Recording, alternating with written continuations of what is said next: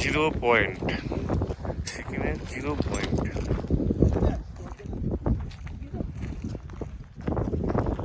এবার আইস বেশি পড়েনি। জিরো পয়েন্টে আমরা ভেবেছিলাম জিরো পয়েন্টেই বেশি আইস থাকবে।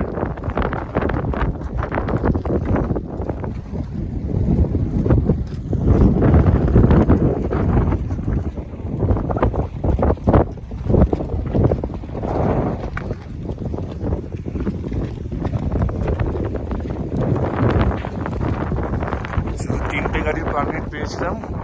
এই 3টে গাড়ি আমরা 3 নম্বর গাড়ি যেটা পারমিট পেয়েছি যে জিরো পয়েন্টে আসার। সত্যি ভিউ দেখো, একটা গাড়ি দাঁড়িয়ে আছে ওখানে আমাদের জন্য, একসাথে নামবে। তো ফার্স্ট গাড়িটা নেমে গেছে।